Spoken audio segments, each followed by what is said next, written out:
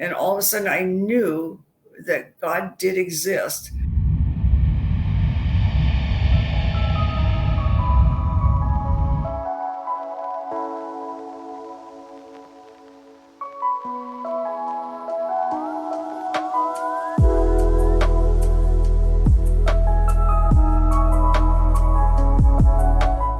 Hi everyone, welcome back to Spirit Travels. I'm Maureen, and today we have Kat here who has a cool experience that she went through, a near-death experience, and that kind of changed your perspective on life.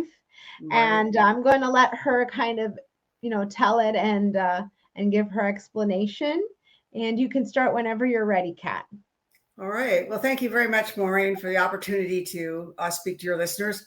My story started back as a child and my belief in God. And I think all kids believe there's something out there, and possibly with your parents' influence and all, you become whatever. And so that's what I did. And I didn't question it. But as time went on, I was growing up in a very abusive family, sexual abuse, physical abuse, things that shouldn't happen to kids. And one time we even drug into court because of the sexual abuse and had to testify, and prosecuting attorney called me a liar and things. So my judgment of life at that point started getting skewed, and I started questioning and not understanding. I became rebellious, fighting against life. So by my teen years, I had pretty much was an agnostic. I really wanted to believe in God, but I just didn't. Nothing resonated with me. I went to every church I could find, every kind of religion or whatever, and nothing helped me in that. So I just kind of gave up. I wouldn't say I was really an atheist, but I just didn't believe in God. So my life had morphed into getting away from my family and my home life into jumping into a bad marriage, having 2 little children and a nervous breakdown by the time I was 21 years old. And one day I packed my 2 sons up in an old beat up car and left Kansas City, where we lived, and moved to Seattle, Washington. We didn't have any money. We got into government housing, luckily, and so we had a roof over our heads, and what little money we had for food, sometimes just we were able to buy Cheerios and eat that 3 times a day, sleeping in sleeping bags on the floor. Excuse me. And we had a little gas heater that heated our unit, and there was a little pilot light under there. And we used to pretend that was our campfire, and we were camping, and the boys loved it. I mean, they could run through the house with no fear of breaking anything. We played games. We went to the library, and we were happy. I mean, that existence to me was much better than what I had come from. So I got a good job finally, and a little grandma lady to watch my boys while I worked. And we're talking back in the 60s, so I still didn't make a lot of money. I wasn't able to escape the government housing, and but we were doing just fine. And one day at work, about a year in, a lady that I worked with came to me and she said, "I found just the man you're going to marry." And I said, "Oh no, I've been that route. That's never going to happen ever again." And but that night, this voice called me on the phone, and he was so pleasant and so nice, and he asked me out, and we went. And I don't really believe in love at first sight. I mean, I do now because it happened to me, but this man was so kind, so good looking. He had a great job. He drove a new car. He even owned his own house. And it was like a dream. I mean, but then I realized, what would he ever see in me? I had these 2 small little children and had nothing to offer, certainly in a relationship. And we were sitting there having coffee one afternoon, and a man that Don worked with walked in, and he was so drunk he could hardly stand up.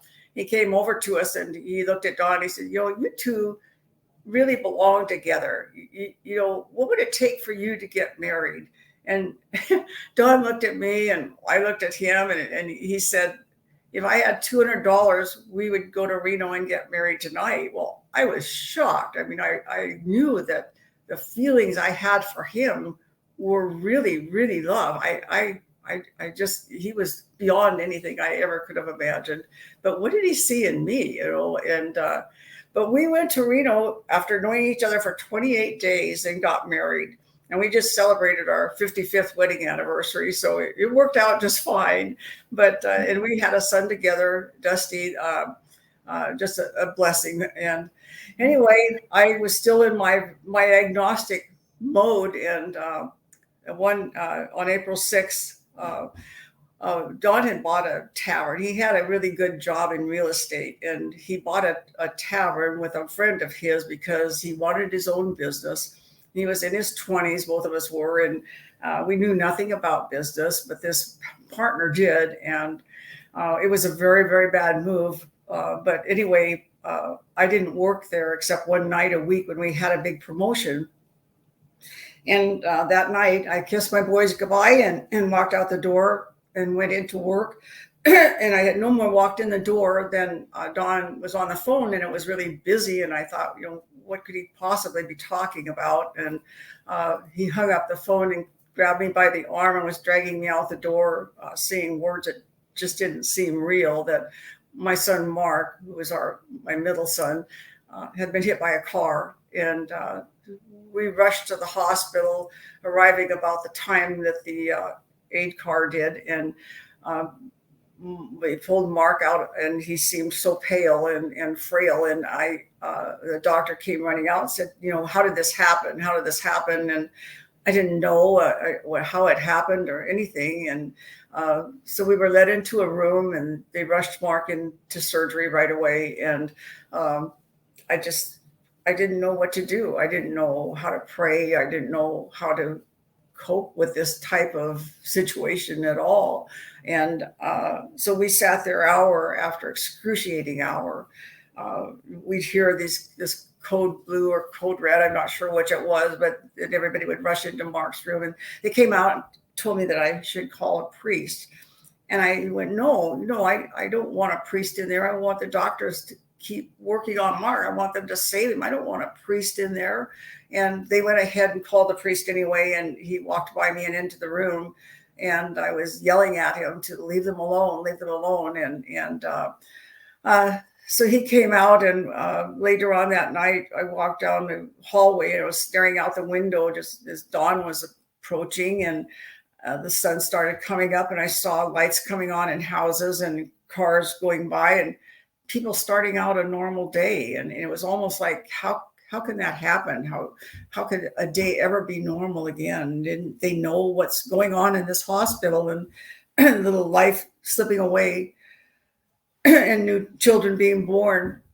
So I heard footsteps coming down the hall, and I guess I knew what it was, but I just froze. And I heard the doctor behind me telling me that they weren't able to save Mark.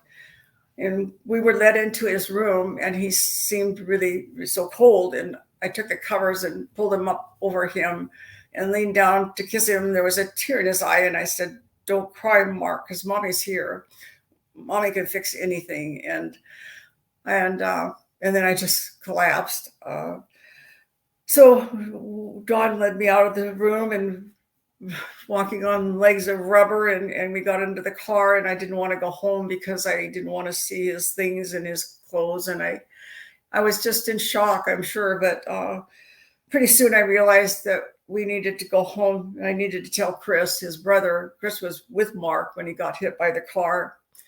Chris was just a year older than Mark. And he saw the whole thing happen. And of course, everybody rushed to Mark and left Chris standing there, and he had to walk home and tell the babysitter, and how horrific that must have been for him. When we walked into the house, and I told him that the doctors weren't able to fix Marky, and he screamed and went into his room crying, so after that, my life, I mean, if I had ever had an ounce of belief in God, I sure didn't then. I just became so angry that if there was a God, that he could allow this to happen. And I just was furious inside of me that anybody could believe in that kind of a God. And I remember these two ladies coming to the door and trying to tell me about Jesus, and that my son was with Jesus now. And I shook them and I said, your Jesus, I'll tell you about your Jesus. Your Jesus kills little children. And I slammed the door in their faces and just down the back, just hysterically crying and angry. So my bitterness and anger kind of grew. I didn't leave the house ever. And Dawn and I started having arguments and, not fighting, but just not getting along. I couldn't face anybody. I couldn't talk to anybody. I was just, I just was non-existent. And so I sat there day after day after day. Finally, Dawn said, "You've got to get out of the house. You have to move on." And I could move on. I'll never move on. And I just, I don't want to move on. And he said, "We have some friends gathering tonight, and I want you to go. I want you just to try." So we left the house, and I started arguing with him, and got in the car. The argument escalated and escalated, and pretty soon I'm screaming at him, and we're driving down the busy road, the freeway, and he said, "Kat, you just have to stop this, And I came across a seat at him with my fist, and I just started banging in his face because I just thought, I hated everybody, everything, and even him. I just didn't anybody try to tell me to move on or to be different than what I was. I couldn't. I just couldn't. And so I'm flailing away at him, and he takes his arm like this and hits me to the other side of the car. And I just saw stars, and I said, please just take me home, which he did. And he was in the bathroom splashing water in his face, and I grabbed the car keys and took off, because that's what I did when I got cornered. I would run, and so I hopped in the car and took off, and I'm driving down the freeway, and it's raining, and I'm feeling this terrible, terrible pain inside of me. And I didn't know if something was really wrong with me, or if my heart was breaking, or what was happening to me. But pretty soon it got so bad, I had to stop the car and get out, loosen my clothing, and horrible pain. And I thought, I've got to get home. And cars were going by and splashing water on me. And so I'm a mess. And I get back in the car, and I have no idea how I made it home, but I did. And I was coming up the driveway, just barely able to walk. And Don was at the door and very angry. And I went past him, and I said, I've got to call the ambulance. I need to get to the hospital. There's something really bad wrong with me. And had no idea at that time what. So he said, "I'll take you to the hospital." So we went to the hospital, and I'm in the room. They didn't have MRIs or CAT scans at that time. We're talking back in the late 60s. And so my blood pressure was dropping drastically. My blood count was practically gone. And the doctors came in, and they said, "We have to take you into surgery right away. We need to find out. We suspect we have internal bleeding, and we need to find out why. And how'd you get that bruise on your back?" And I went, well, I didn't want to tell them. I didn't want them to think my husband was a wife beater, because he wasn't. And so I didn't say anything. So they're taking me down in the gurney down to surgery, and they stopped, and Don leaned over me and told me that he loved me. And I was so shocked, because I didn't think he even liked me anymore, let alone love me. And so I took that vision into the operating room with me. And I saw the surgeons around me and the nurses, and they put the mask over my face. And I knew things should just get dark and I should be asleep, but I wasn't. And all of a sudden the darkness did come, and I couldn't breathe. And I was trying to get my hands up. They were secured down because of the surgery. I was trying to get my hands up to pull the mask off so I could breathe. But I don't know if you've ever been underwater for a great deal of time and you can't breathe, and that terrible feeling like your lungs are going to burst, and I'm desperately trying to breathe, and I'm in total panic, and this total darkness. The doctors and the nurses have faded away by now, and I'm in total darkness. And I felt myself then kind of going through the darkness into a tunnel, and I didn't need to breathe anymore. I wasn't breathing, but I didn't need to anymore. And it was like strange, and I was still a little fearful, but I was okay. And then I had saw down below me my husband and my other two sons around a lamppost, and they were crying. because I had died. And I wanted to tell them, no, I'm fine. I'm alive. Everything is okay. I don't know what's happening, but I'm okay. And I just knew at that point they were going to be just fine. They would be okay. And it was okay to leave them. And I was okay with that. I'm not sure why, but I was. And I moved on, and I saw 4 human figures standing off to my left. They weren't angels. They didn't have wings. They were in street clothes. And they had really concerned looks on their faces, like there was something wrong or I was in bad trouble or something, like they were fearful for me. And I thought that was curious that I didn't recognize them. I mean, they could have been distant relatives or somebody I knew, but at the time I didn't know them. And then as I drifted past them, the thought came to me, there is no God. And I heard this horrendous noise, like a freight train just blasting right through me, and a rope pulling through my chest 1,000,000 miles an hour, like it's just burning through me. And it stopped. And all of a sudden I knew that God did exist. And I can't tell you how I knew or how strong that was. I knew, just like I know this is my hand in front of my face. And if somebody told me that's not your hand, well, good luck, because that is my hand. You'll never convince me that that isn't my hand. And that's how I knew. I knew so strongly that God did exist. And I felt this peace that passes any understanding that I ever had. It was just this euphoria, this incredible, incredible feeling that is just not able to be explained in human terms. It's just not. And then the noise came again, and the pulling through my chest, and I saw a brilliant light in front of me that I was moving towards, and I knew that was heaven, and I knew I was going to heaven. At this point, I could have left anything, my husband, my kids, anything, to be there. And I loved my husband and my kids beyond anything possible. But that feeling of peace, of everything is okay, was so strong. And knowing that I was going into heaven was just such a draw, such a pull, that's how strong it was. And then the noise came again, and I started falling. It's like you're standing in an elevator and the floor drops out and you start falling. I had the sensation of falling. I was falling into total darkness, and I knew that I had fallen into hell.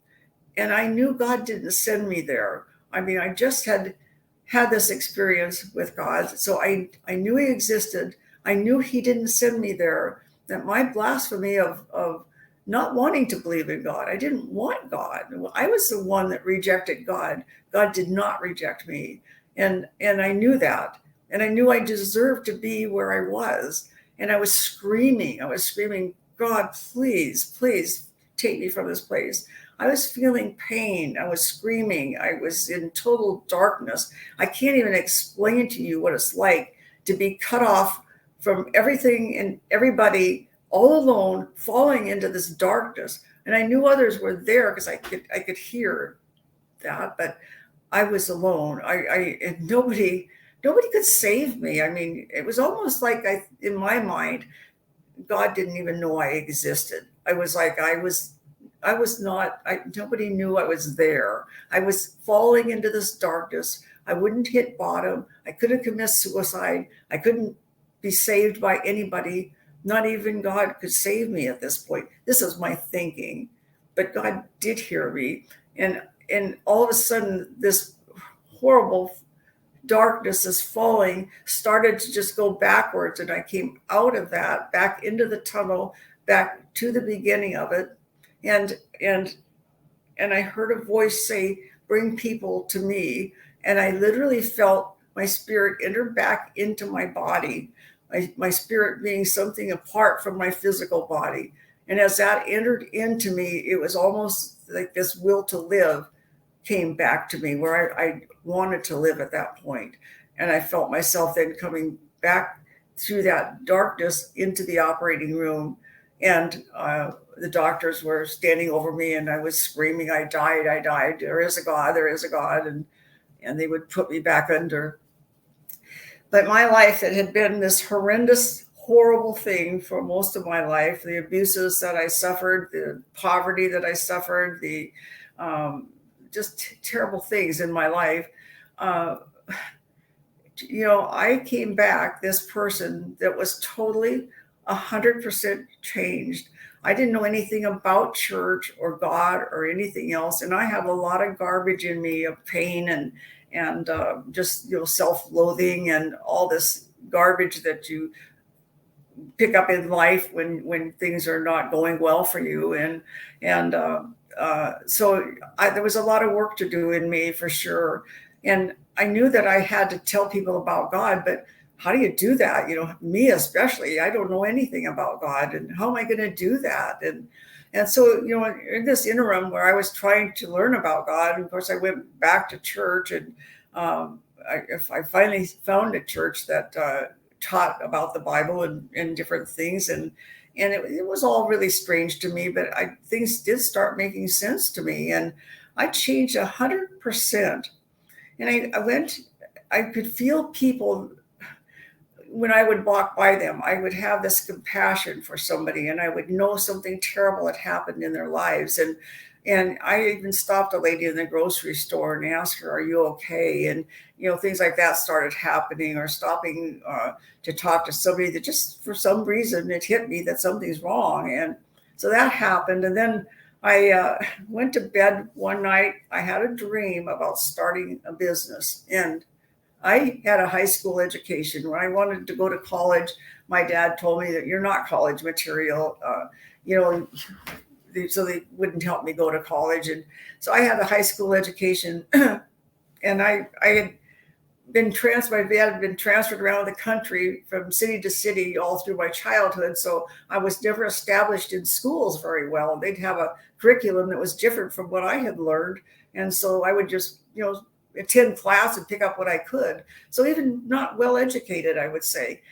But I got this dream to start this business, and I started it, and it became extremely successful. It was a beginning of customer satisfaction in the United States. It was back in the 60s, before J.D. Powers or Nordstrom's or anybody had this concept of treating customers right. I would sit down and telephone customers from an auto agency and ask how it went. And back in the 60s, that was a terrible business. Well, it really cleaned up big, because we were doing this and giving these reports to the owners, and they would just go crazy for this. So the business flourished, and we were financially became well off. And my son runs the business today and still going strong after 50 some years. And so that was a gift that God gave me that I knew nothing about. The concept came to me to do this, and I did it, and and it worked out. So that was all these things that happened, just one thing after another. But I have studied everything I could about the divine, about what happens to us after death. I became good friends with Dr. Bruce Grayson, who studied my case for over 20 years and wrote about me in his book after that. It tells about all the near-death experiences that he studied for 40-some years. And so that he said that my case was valid and valid enough that he put it in his book. So I have done what I have felt God led me to do, and that was try to bring people to him, try to get them to understand that God does exist, and his name is God. And that's what came to me anyway. So I see other names for him, but that's what came to me. There is a God. And so anyway, that's my story pretty much. In my childhood and things that happened to me, I had tried to attempt suicide on 3 different occasions. And if I had really wanted to do it, I'm sure I would have. But, the thing that stopped me finally from that was a vision of my son, Chris. I was on a ledge, a 3-story ledge, and about ready, just inching forward. And I saw my son, Chris, come at me saying, "Mommy, don't." And I fell back, and I never again ever tried anything like that. But that's all gone out of my life. I've had the peace in my life. I'm happy and have been. My marriage has survived all of this. My sons are happy. They're both strong believers in God, and our family has done well, and we're very happy. So that's my story. Amen. That's a great story, Kat. Thank you so much for sharing that. I've read Dr. Bruce Grayson's book After. Is fantastic. Yeah. So, Page 144 is my story. Page 144. I'm going to go look for it again. I'm going to go dig it up. But yeah, I've read it. It was really cool. And I think reading about like experiences like yours and reading it through the eyes of like a scientist or scientists who kind of amalgamate everything together and give you like a bit of a bigger perspective is really what kind of motivated me, among other things, to start this channel. And because I think it's really important, because you basically are bringing out the most important things about life.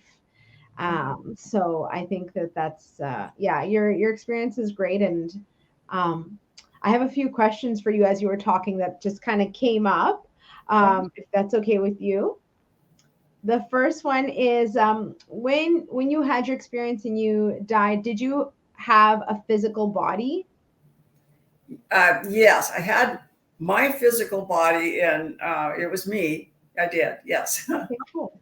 And I think actually what left me was my spirit. I think that my physical body probably was still in that operating room. This is my thoughts, that my physical body was in the operating room, but my spiritual body, which is us, which is you, which is me, how we are right now, is the one that went on. And then when I came back, my spiritual body entered back into my physical body, and I came away. The spiritual body, because I think you mentioned like that when you went to hell, that there was discomfort and pain and stuff like that. And when people, when NDEers talk about their experience, I guess it's because of the language that we use here on Earth and the way that we talk on Earth. But there's always some sort of kind of senses, like they can see this, they smell this, they hear this, they touch this. So it always makes me wonder, is it like kind of similar to the physical body, the spiritual body, or is it something completely different? It's exactly the same. I mean, I was me, and I did have the senses of pain. I did have the senses of joy, all of that. It was no different than my physical body, but it was my spiritual body. And I mean, that's my belief. I don't know that for sure, but that's my belief. That's what you make of your experience. Yeah, that makes sense. I also wanted to ask, you mentioned, okay, I have two questions. One is, when you were on the other side, were you able to, because you did mention that you you kind of had an out-of-body experience and you were able to see your sons and your husband by a lamppost. And then when you went to heaven and hell, like when you kind of like went out of this physical world, were you still able to like tune in to them? Like, did you know what they were doing, seeing, thinking? Were you able to hear them or feel them? Yes, I didn't hear them because they didn't speak. I knew they were sad because I had died. So I that thought, I don't know how I knew that. I mean, I guess by seeing them, obviously that's what you would think, but I knew that they would be okay.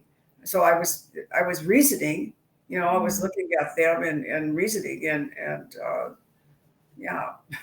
Okay. So when you were like in heaven or in hell, or if they were, because the only reason I'm asking is because when we have loved ones who pass, many of us I think about my loved ones all the time, and sometimes I wonder if they can hear me. Like if I start talking to them, can they hear me? So that's what I'm asking. If could you hear your loved ones on Earth? No, no, I didn't. I know people have, in other stories, but no, I didn't try to talk to them. Well, I guess I did. I was trying to tell them I was okay, that everything's fine. And I was the one that received the peace, knowing that they would be okay, and that, then I moved on. But I could not communicate with them. No. And I, as far as I know, they did not know where I was. As far as they knew, I had died. So, so no, that's a good question. And that makes me sad to think that we can't communicate with them, but I don't know. I guess people have. I don't. Yeah. I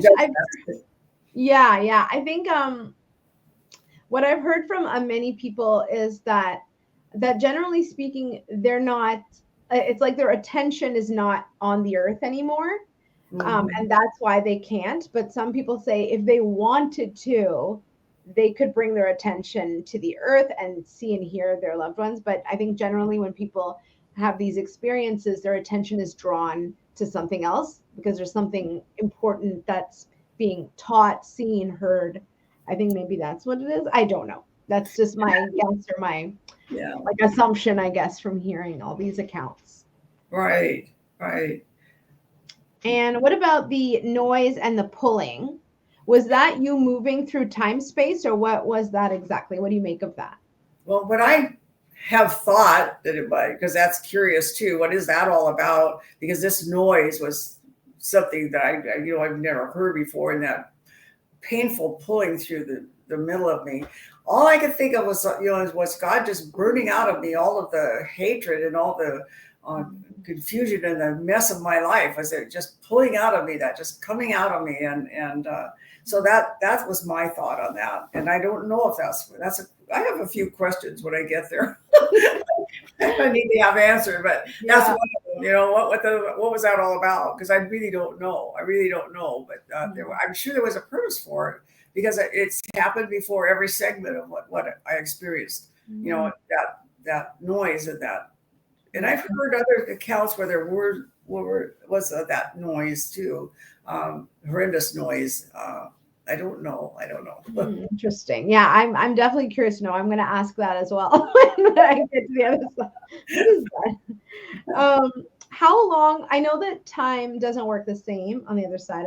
Everyone says that unanimously. But if you were to guesstimate approximately how long you spent in each place, what would your estimation be? I don't know. It half an hour.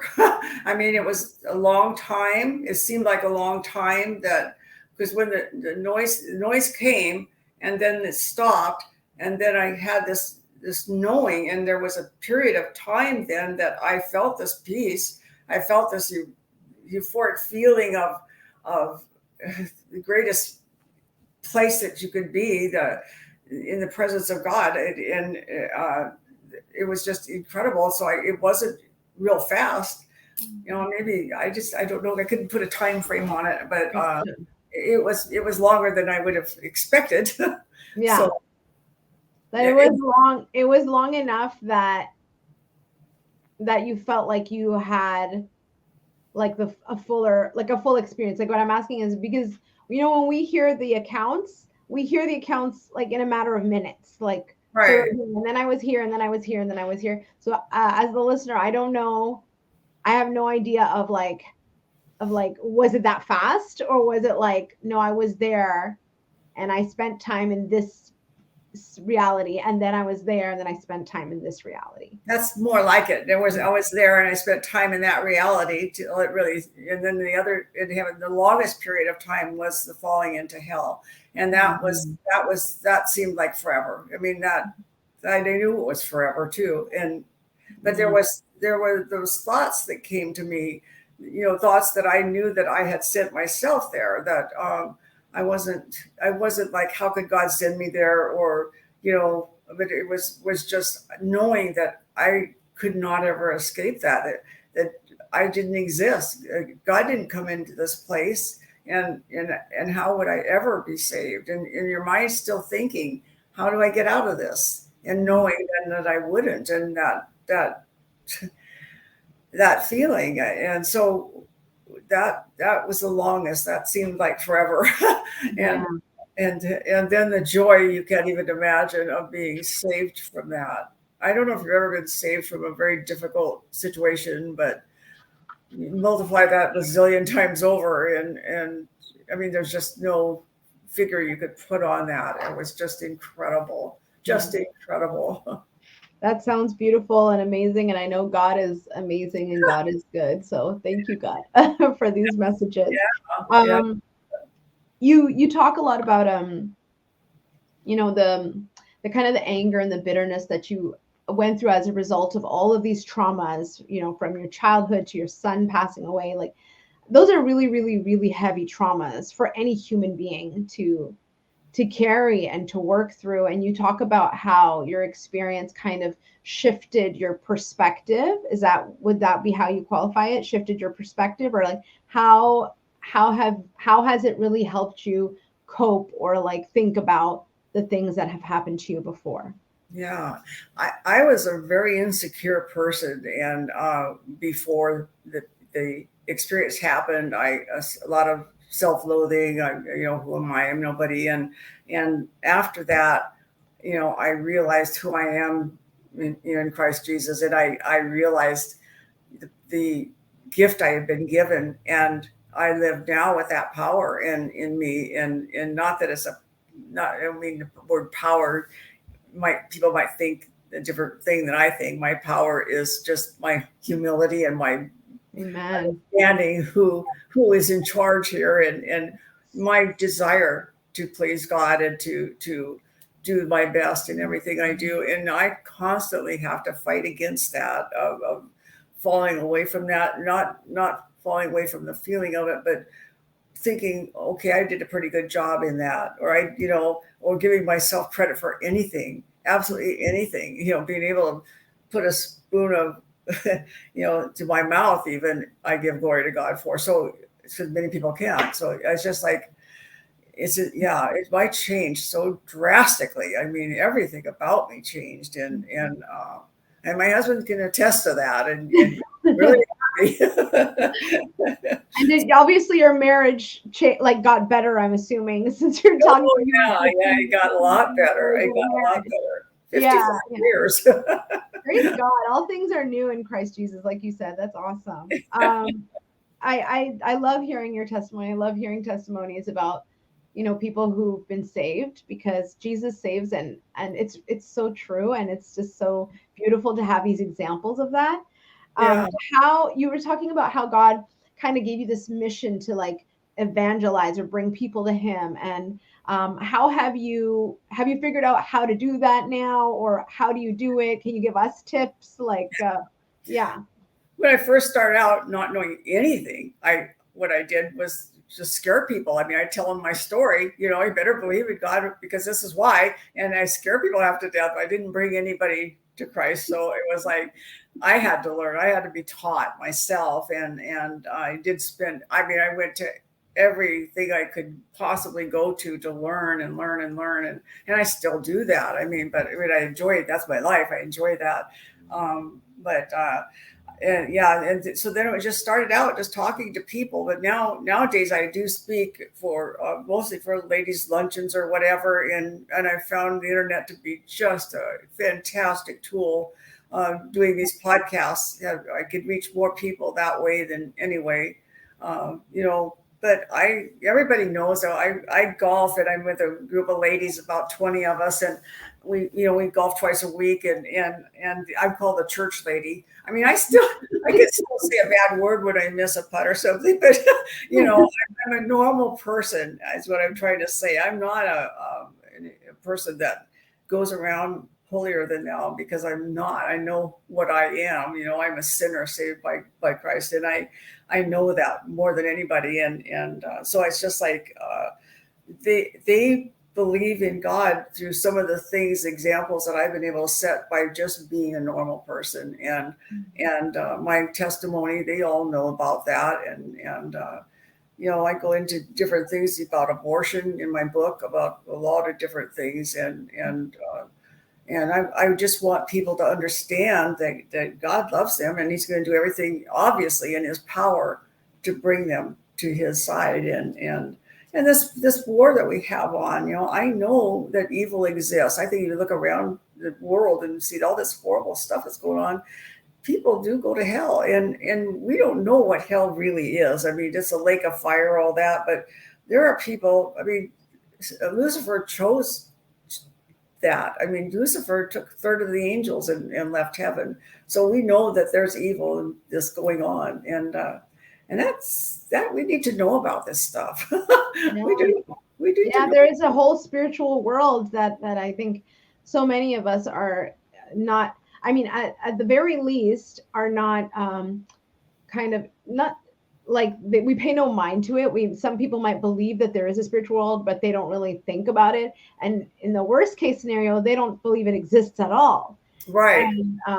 And neither one of those kind of thoughts will serve you because it does exist. So but I love your heart, Kat, because you have this beautiful humility. That's such a great example to Christian women like me. So I really appreciate that. And when I hear people talk about being humble and serving God, it's such a good reminder to me, because I also need that reminder. Because I'm honestly, to be honest, I'm just somebody who, because I guess of past traumas and stuff, like you always kind of want attention, which is bad to say, God forgive me. No, I understand. But it's something like that I'm always trying to remember, like what I'm living for, who I'm living for, right? So when I hear stories like yours and your testimony and your wisdom, I really appreciate it, because it really like speaks to my heart. So thank you. Thank you. So much. Thank you. Okay, let's see, what else did I have to ask? I think you pretty much answered the other ones as you were talking.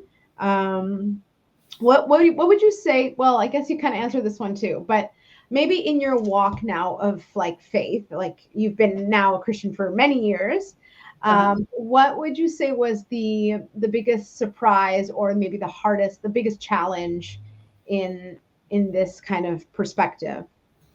Yeah, that it never changed. It only grew stronger. That so many times you have an event in your life, a huge event, and you think that's the ultimate, and it's free, but a year or two later it's all gone. But this is as real to me today as it was 50 years ago, and so it's like I'm so appreciative of that, and just growing stronger and stronger, and not to forget the story. I mean, you mess up or whatever, you don't, because it really happened. And that is, it's been an incredible walk with the Lord, and I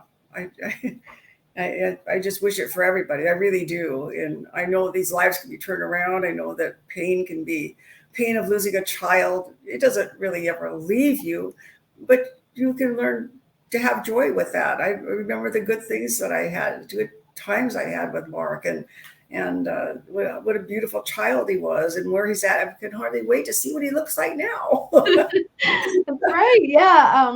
I was saying to a relative that, because we had a few deaths in the family over the last few years, and I was telling one of my relatives, I'm like, well, the good thing is that the next time we see them, there's not going to be a goodbye. Right. Yes. So that's the blessing, right? We're not going to have to say goodbye again. So right. So yeah, something to hold on to for sure. The hope and grace. Death is a terrible thing, and it's so sad. And when people lose someone and the devastation that hits them, but if they can just hang on to that thought that they will see them again, and they will, and the joy and the love, and people aren't going to go to hell over simple little things. I mean, you have to be an evil person to go to hell, and it's a choice I think we make. I think everybody in the dying process goes through the same thing that I did, and so we may have somebody that we love that died, and we saw what they didn't accept Jesus into their lives, or they didn't do this or whatever, they were a bad person or this, and you don't know what happened during the dying process. And my belief is that here I was, not a nice person at all, and I was given that opportunity. I'm not special. God doesn't choose one over another. So, it happens, my belief, to everybody, and they have that choice. And there are truly evil people that would choose to walk with Satan, and will go that way. It's a kind of incredible now, because it seems like with social media, they've come out of the woodwork, or I don't know if they're multiplying or they've just come out of the woodwork, but I've seen some videos and people are literally like pushing the Church of Satan and Satanism, and I was like, it's so blatant now. So yeah, so all the more reason why things like this in your testimony are so important, right? They are the salt and light in the world that Jesus talks about. We are to be salt and light in the world. So thank you so much, Kat. I don't want to take up too much of your time. I know you're a busy woman, but I appreciate so much you taking the time to come on here and share your experience and share your heart. And yeah, thank you. That's all I have to say. Thank you. Yes, and thank you, Maureen. I do want to mention my book, though, if they do want to hear the whole story from beginning to end. It's called "Is It Safe to Die?" So they can just Google that or Google my name and it'll come up. So, Kat, I'm going to make sure I put a link to your book in the description, and I'll make sure I put the title up in the video. I appreciate it. Okay, Maureen. Well, thank you for the time. Thank you. You have a great day, a great week, and I hopefully will keep in touch, Kat. I hope so. It was a pleasure meeting you. Bye-bye. Pleasure meeting you too. Bye. Bye.